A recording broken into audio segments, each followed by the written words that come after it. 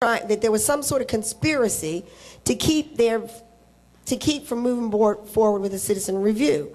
I reminded my staff that the author of the Citizen Review Board legislation was in high school when I came out publicly to support it. So that as much as I appreciate his leadership, you were ahead of the curve. It is not a new issue, and it is one that I feel very strongly about. So the council, when Andy was mayor, would not pass legislation. So we created an administrative arm because they wouldn't pass it. Now the council, 20 years later, I might add, has decided they wanted to pass it, and I've signed it. So it's not testy, except that you can't ride my back as if I'm the mule, when in fact I'm the racehorse. Go ahead, man.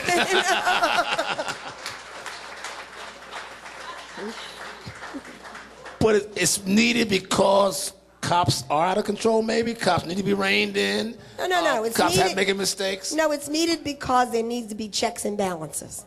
And that's why I am looking more and more at the Human Rights Commission that Los Angeles and Columbus are using, because it allows you to look at discrimination and mistreatment across all areas, not just law enforcement. I don't know enough about it yet. We're going to study it, and then we'll issue our findings or give our findings to the council. So what will this civilian review board do? Well, the board that was passed does not have any staff. They want to make the appointments first and then determine the staffing. That's the way the council wants to do it. That's the way we'll do it. We're going to do everything we can to make it successful. I'll get to make one appointment, which is fine with me. But what will it do? It will have a chance. What will it mean to these folks? Well, you or I or anyone else who feels that they were wrongly charged, or mistreated will be able to make an appeal to the board for that review. It's similar to the ethics. You can today say, I think Shirley Franklin, buys her groceries in a city car. And, well, people do say things like that. And, or is, doing something improper in a city vehicle. And then we do a full-scale investigation to determine whether city policy was violated. If it was, then it falls upon the administration to bring disciplinary action. Speaking of the ethics board, haven't there been some suggestions of ethical lapses in your administration? Absolutely. Something you promised would never happen. No, I didn't promise that. I promised transparency, that when there are lapses, when there are abuses, that there will be an independent, transparent review. We will issue to the public what those findings are, and we will take action and be judged and held accountable. That's what I promised. If there's anyone who promises there will never be a mistake made, that's true. Yeah, they haven't lived very long. Give us the update on what the credit card debacle, for what it was. The city had a credit card policy where all of the credit cards in the mayor's office were in my name. But they, just as at home, you could get a credit card in your name and then you have one in your child's name or your mother's name. There were several other credit cards. I discovered on my credit card that someone had been to a convenience store on Monroe. Now, notice I say I discovered, because I went to the place myself to see if there was any chance I had made this charge. I had never been to the place before, okay? And indeed, there was a $1,500 charge. Well, there were charges. You can buy all the beer and wine in this convenience store for $1,500. So you really had to go overboard, right? But there were several cases of that. And I asked the internal auditor to do an investigation. She did. She had certain findings. We then established new procedures based on her recommendations. Then we asked the city attorney to review it, and we are in the process of attempting to collect based on the city attorney. Now, I'm not the person to talk to about collections. I believe that if you steal from the city, you ought to have to sell your house to pay us back. Okay? I don't believe in stealing from the city. It doesn't matter to me whether it's $500, a set of tires, whether it's gasoline, a television, a computer, or a whole suite of officers. Have there been some fallout from that? Have folks... Well, people think I'm pretty harsh. People think I'm pretty harsh. We've got a couple of examples where people had to sell their house. We have a case like that. Oh yes, the court ordered it. Wait a minute, so you made somebody sell their house and pay back the city? Absolutely. We took the case to the U.S. attorney. This is an employee, admitted to stealing $400,000 during the Campbell administration. Admitted to that. Cash. Damn. They went to jail. They sold their house. They have to pay the city back. Absolutely. Who's that, man? Jonathan Dodd. Go ahead. Anybody in your administration have to pay the city back? Sure. I mean, sure. in your cabinet? For abuse? The credit card thing. Oh, no, everybody who made a mistake. You know what's interesting about that? I love the news stories about this. Yeah. And one of the reasons I love them is because we're talking about a swing of $8,000 to $10,000. The city's budget is $4.5 billion. Right. Okay. And we've taken all these steps. But the issue was, did someone use the credit card by mistake? And should they have made that mistake? The month after this happened, in arranging for my travel to go to out of town, my staff has both my personal card and the city card. They mistakenly put it on the city card, and it was personal. We got the bill. So the month after it happened, it hadn't happened to me in 5 years. They made the mistake. I wrote the check. Now, was that a mistake? Yes. Do I fire the person? Right.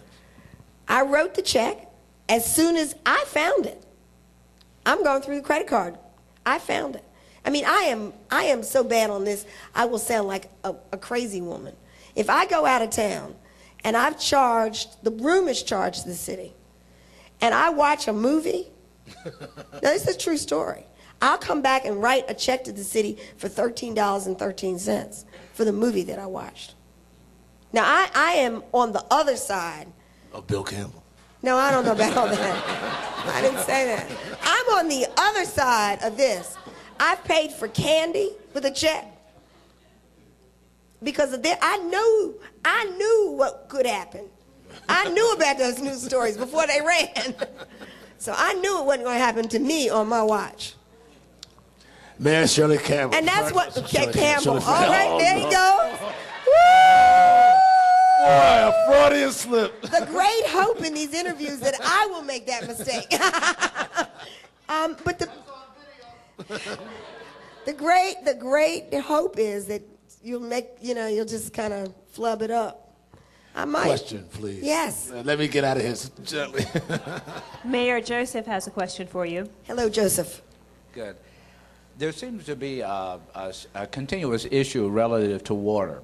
And I've heard that there's a circumstance with Alabama and with Florida and with the growth of Atlanta taking water that otherwise would have flown to those two states.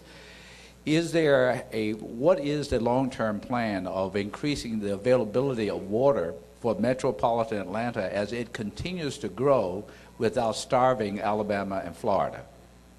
Well, I think there would be we are all in court, as you know, and have been for a decade. Predating me, predating Governor Perdue.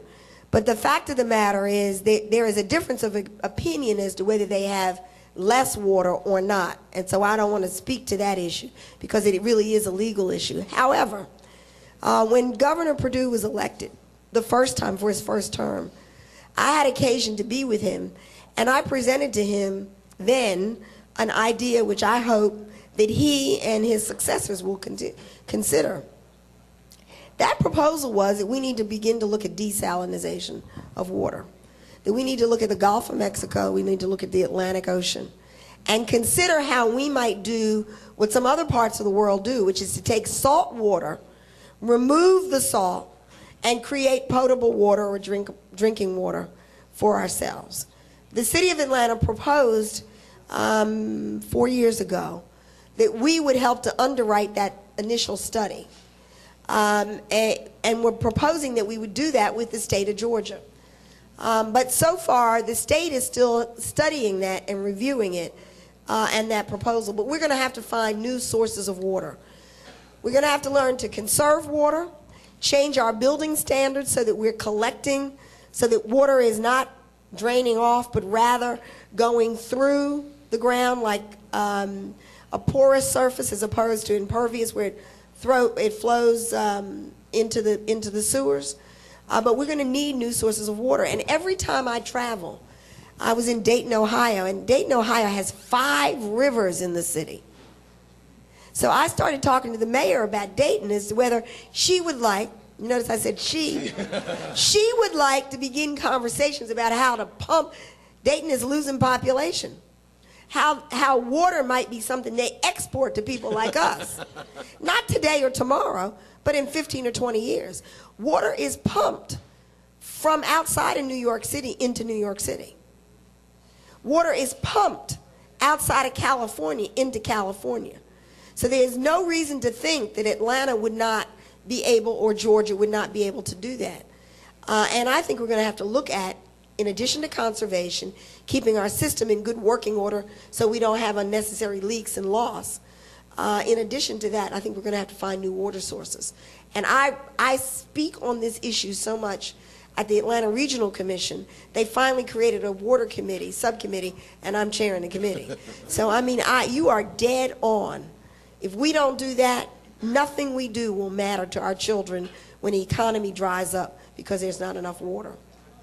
What does it mean that much? It means that much. Hello.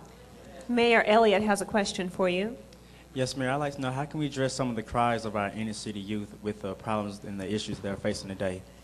Well, the first thing we need to do with inner city youth and all youth is to listen to them as opposed to speaking and preaching to them. Right. I will tell you that many of us, I'm included in that, because we've lived so long, we think we have all the answers.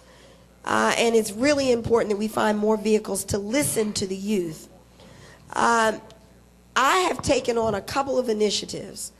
One is to upgrade what we're doing in parks and recreation so that there are more options, whether they're ball fields or skate parks or other kinds of arts programs for young people from early ages all the way up to high school. And the second, and no one here wants me to start talking about this because they know next to water I'll talk about it all day, which is a program to assist children, young people in transitioning from high school to work, high school to college, technical school, and to the military. Every high school senior who wants to go to post-secondary education, you're meeting with and talking to. I have met in 2 years, in 24 months, I have met with 2,800 high school seniors, different high school seniors, in the city of Atlanta, one-on-one. One-on-one. We had 411 from the first year who went to college. The young man who was just killed in the service, just died, he was in the 05 class. Wow.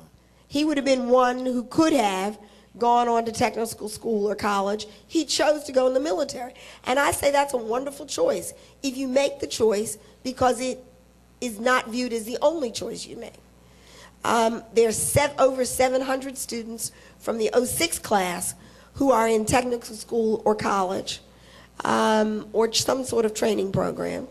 And we have 1,000 we've already met with from the 07 class. Give us succinctly your state of youth in Atlanta. I mean, we hear so much about the hip hop generation, or we hear so many negative things. Now, your sense of what these kids are about? These young people are bright, they are ambitious, they are optimistic. For the most part, they want a better life for themselves in this community. They have almost no idea how to achieve it. It's a question of which pieces that they know about. They may know about Alabama State or Howard University and not know that they can go right down the street to do culinary arts at Atlanta Technical School. Here's a great story, true story. A year ago in February, I went to the Dallas Austin Foundation Gala. A young man opened the door. and said, "Hello, Mayor Franklin," and I'm walking through. I looked at him. I saw that he was young. I said, "How old are you?" He told me his age. He had graduated in 2005 from Washington High School, lives in Vine City with his mother, was going to Atlanta Technical College to study to be a draftsman. He wants to be an architect. I said, "Well, why didn't you come to see us?" He said, "Well, I don't need money for school, and I have a part-time job at the Georgia Aquarium near my house." I said, "Well, why don't you?" But he was applying for the Student of the Year position at Atlanta Technical College. I go back to the GCAP, or the Jane Fonda Initiatives Gala, and he sees me in the kitchen, and he said, "I'm first runner-up." And he's really proud of it. And he asked me if I would, his name is Carl. He said, "Would you like to hear my speech?" I said, "Sure, come on back in this room." And he extemporaneously gave me his speech. He was so proud. He was first runner-up. I saw him Sunday at the Georgia Aquarium. He graduated from his draftsman's program, that entry-level program, with a 3.49.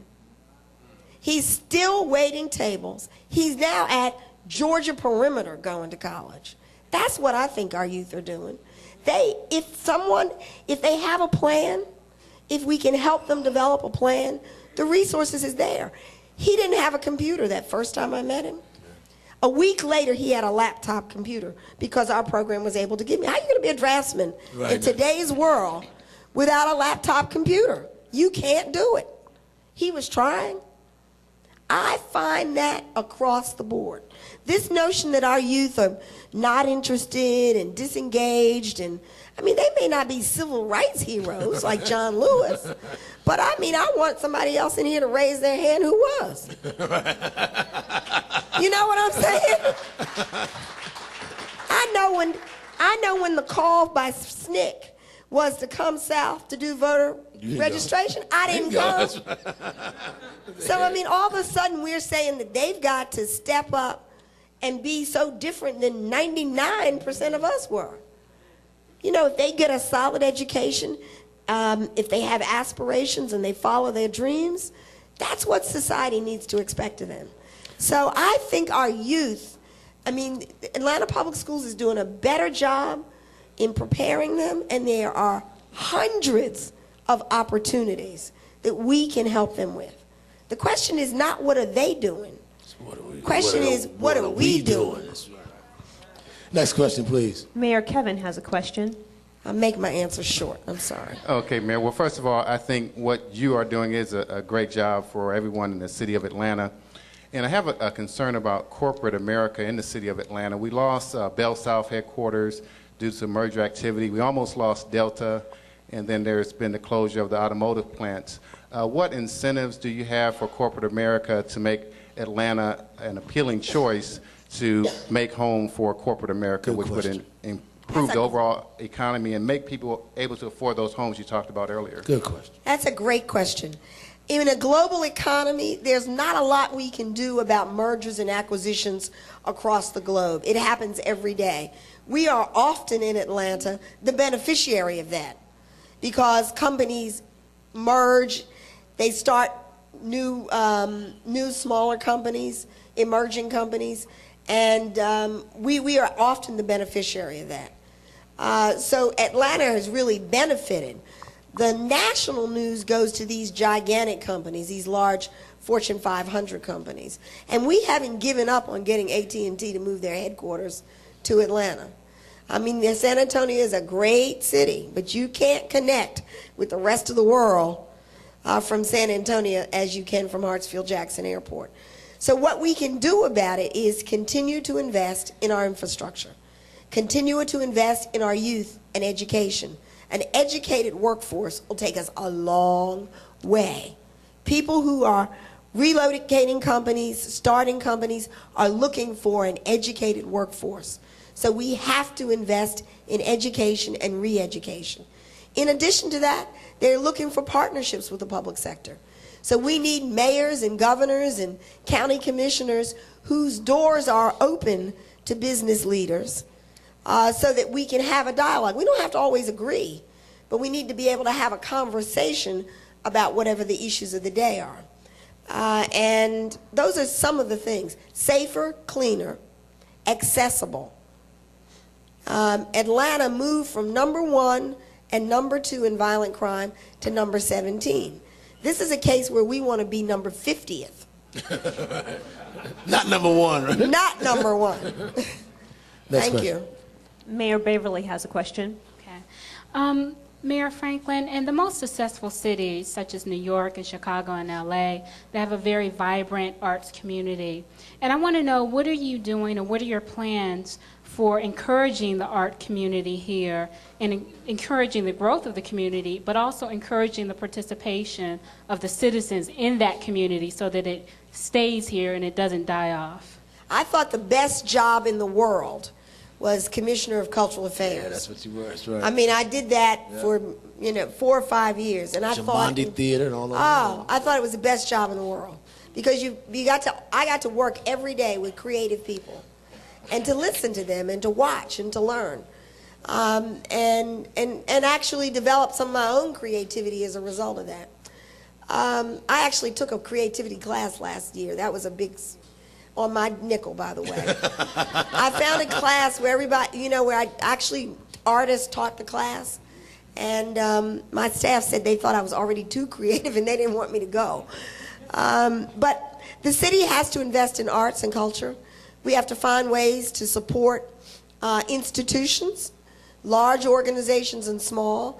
I have a task force that will report out next week that will recommend how we support the ongoing operations of artistic activities, both by individual artists who are creative and who really it's the food chain.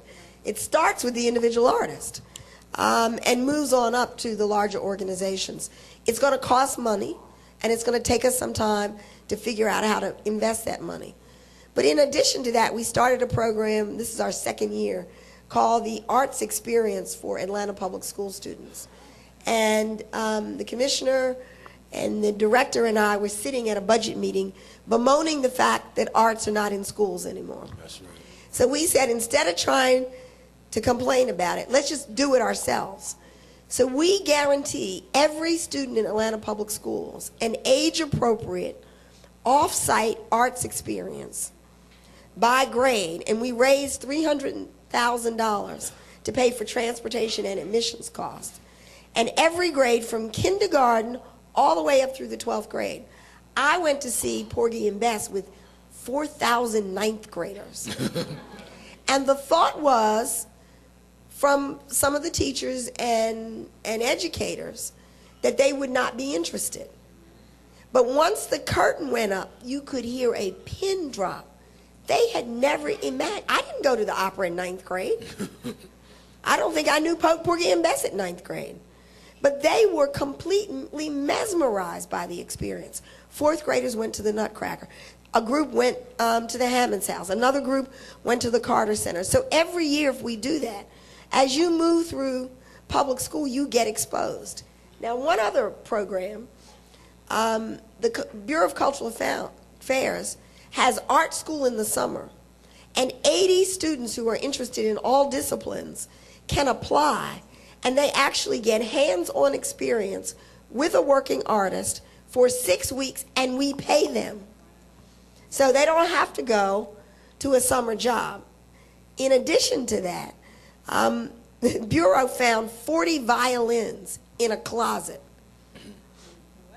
And we offer introductory violin, the first year, which is a year ago. 1,000 Camp Best Friend students went through a week of violin training, and we hired a violinist and a musician to do it. So you're talking to somebody who feels this very deeply. And we aim to be like New York and Los Angeles and Chicago, and we just have to be consistent about it. Mayor, what happened to black theater companies? What happened to the developing Pearl Cleves, the Germani theaters? What happened? I mean, the city was behind all. We don't have a black theater company now. You used to have 4. Well, it's a very complicated question. We have True Colors. Yeah, that's true. Yeah. We have True Colors. How about that? I know you forgot that I knew about it. I'm kidding, but we have True Colors. We also have, I went to see False Creeds at the Hertz Theater a week and a half ago. Black playwright presented at the Hertz Theater at the Woodruff Arts Center. And the week before that, I went to see Sister Act, which was at the Alliance Theater. And the week before that, I went to see Song of Coretta at the Baldwin Burroughs Theater at Spelman College. So I think it's a misnomer to think that there is not black theater. Okay. There is not a company beyond True Colors, which is in fact not a black but multicultural. Next question. Mayor Erica has a question. Hi, I would like to commend you for the affordable housing efforts, and I just wanted to hear a little bit more about rental property that might be available for struggling families that are not quite ready to home ownership. No, there's no question that this will be partially for rental, and it's the Atlanta Development Authority, and I don't know that number, but you can go online and check out the Atlanta Development Authority. They will announce the program, though I've kind of announced it tonight. They will announce the program in mid-April, but we'll sell the bonds, and then we'll start the announcement of the program. But we recognize that working people, some will buy a home. Some will buy a home that's a fixer-upper that needs additional work, which is great for neighborhood revitalization so that you just don't have property sitting around.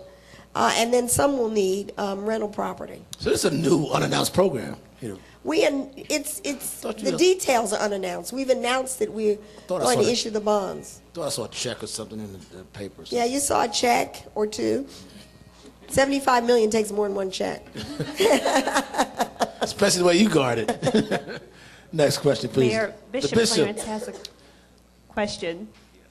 Television station owner, Mayor. Yes, ma'am. Thank you. My question is, I've been in Georgia now for 14 years, and when I first moved here, I was the only minority educator, African-American male educator in my whole county. My initiative has been to try to work through broadcast television to produce quality educational programs to prepare students, and they also revamp the historical black colleges and universities. My question to you is, what role maybe can the Atlanta structure help us, and Mr. Eaton and myself and many others, Representative Brooks and others as well, to produce quality programming that holds for our students in education? Well, I think that's really important. I, for one, believe that the responsibility for quality education in the United States falls to the state, and that all of the rest of us need to contribute to that. But the state of Georgia needs to invest enough money that every county, every city, every town has access to funds for quality education, and everything else is a detail. But until we get to the point where we believe that 100% of our students can graduate from high school, the graduation rate in Georgia is depending on the population, pretty dismal. And we have got to move beyond this notion that it's the child's fault. So it would seem to me that the best thing to do is to find ways to advocate at the state for more investment, both in broadcast, curriculum development, teacher pay, something that a lot of folks don't like, year-round school, all-day school. What's this notion that I work until 6 o'clock and my children get out at 2? I don't have a farm for them to farm. That's from another era. It had nothing to do with how long it takes to teach children. It had everything to do with milking the cows and planting, and the whole thing about summer vacation has nothing to do with whether there's air conditioning or not. It has to do with needing them to harvest the crops. we don't have any crops that are being harvested by our young people. So we need to get beyond that. So I think we have to define the discussion differently. When I said that I was for year-round school and longer school days, I said it first time 5 years ago in a high school. They started throwing shoes and books and everything at me. Thank you. Last question, please. Mayor Jason has a question. Thank you. Mayor Franklin, good evening. Good evening. Mayor Franklin, one of the major issues in the housing community is foreclosures. There are a tremendous amount of foreclosures throughout Fulton County within the city limits of Atlanta. And working with a number of the housing agencies, what we've discovered, for one, is that home buyers, homeowners are being almost forced into mortgages, types of mortgages that are unaffordable for them. Is the city's Office of Housing able and willing to push forth an initiative to help educate people, the citizenry, about selecting, about that, preventing foreclosure? Well, it's really important. That's a really important question, because it doesn't help to help someone get in a home if they don't have either the income or the know-how how to stay in the home. And it's really important for us to spend some time on that. And there is a consortium of groups that's doing public advertising and public information right now. Atlanta is participating. But it's also important that we have state laws that are not so lenient, that give homeowners more than a fair chance to stay in their homes. Last question. Please go to the History Center. That's the other thing. Mondays are free. First weekend of the month is free. And every school child in Georgia who goes with a school group can go for free, because we raise the money for the History Center to do that. Are we having a civil rights museum or this so-called human rights museum? Well, the recommendation from the committee is a civil and human rights museum showing the connection between civil and human rights. And it's not a museum, it's a center, I was told. So between civil rights and gay rights, or civil rights and human rights? That's a question. Human rights. Do you consider any human's rights? We said we have to, in order to move forward, we got to ask all the questions. It's not, the world is not uncomplicated. You don't hear my answer.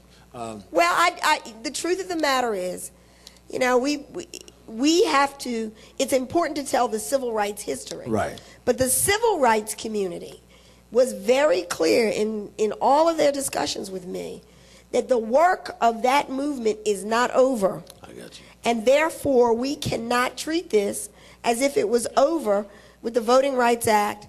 We all know that in Georgia, the voter ID bill, right? That the work of the civil rights movement is not over. Economic empowerment is not over. Disparity in health is not over. I mean, do I need to just keep going? You got it? Okay. And we need to be clear in our minds that when we shut the door on somebody, on their rights, that door doesn't swing back and hit us. I thought I'd get that response from, that's why I did that. Finally, where will it likely be? Downtown or Auburn Avenue, where some say it should be? Should and can are two different words. What's possible and what's, you got to look at what's probable at some point. Clearly, there is civil rights history all over the city. It is not just on Auburn Avenue. It is over at Pascal's. Sure is, yeah. It was in the old Riches building. There are lots of places that one would go. It's at Hosea Williams' house in East Atlanta. It's at Martin King and Coretta's house in Northwest Atlanta. So let's not get confused. Civil rights did not just happen in one place in this community. And so it's really, really important, in my view, and this is where Philadelphia comes out of me. You can't come to Philadelphia and understand the birth of the nation and just go see the Liberty Bell. If you do, you've missed 3/4, 90% of the story. Because it happened in a half a dozen different places.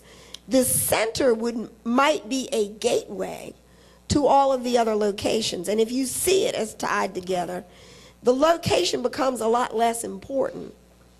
Now, the advantage of doing it in downtown is this. In real estate, I'm told, and in tourism, I'm told, it's location, location, location. It seems to me if we want to eclipse all of these other museums and centers, like the DeSabla, It's a national place. with the exception of the mall in Washington, the Smithsonian museums, all of the others are struggling to have 200,000 visitors. If you want to have 500,000 visitors or 1 million, because you want to transform America into a nonviolent philosophy, why would you do it at 200,000 at a time when you can do 1 million at a time? So downtown is a logical place. So where the foot traffic already is a logical place. Now, does that mean you don't do improvements along Auburn Avenue? Absolutely not. I think we need to have a trolley.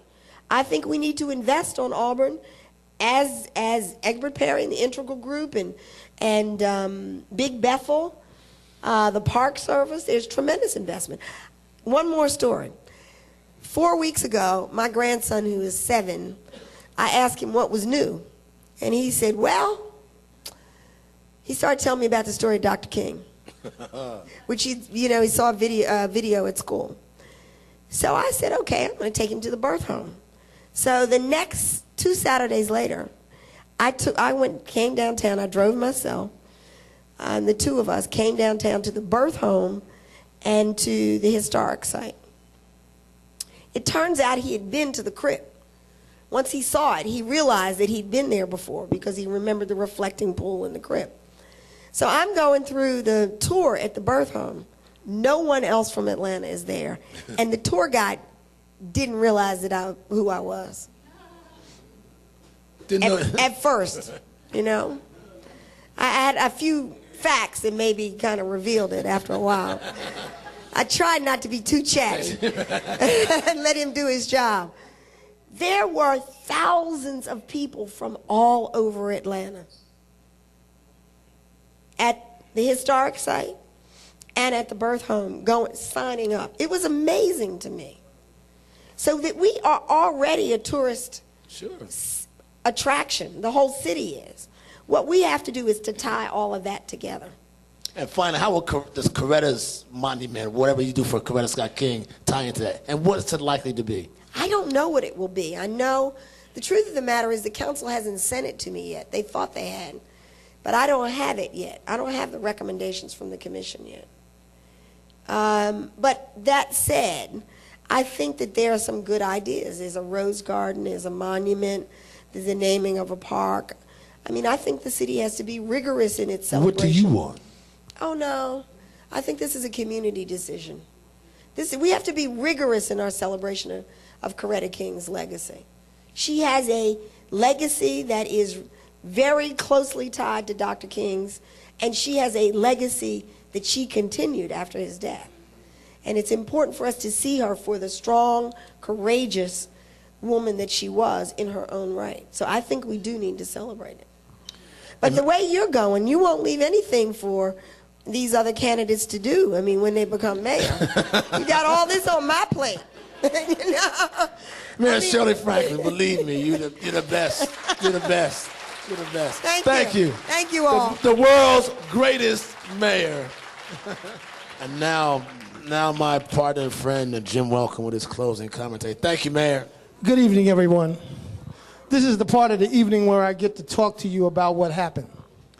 But all I can say about this situation is that everyone knows what better is, and that is certainly better that we experienced tonight. Shirley Franklin needs to run for something else because we need more political people who are involved and who have the answers. She has the answers. Ladies and gentlemen, thank you for coming out. This has been Newsmakers.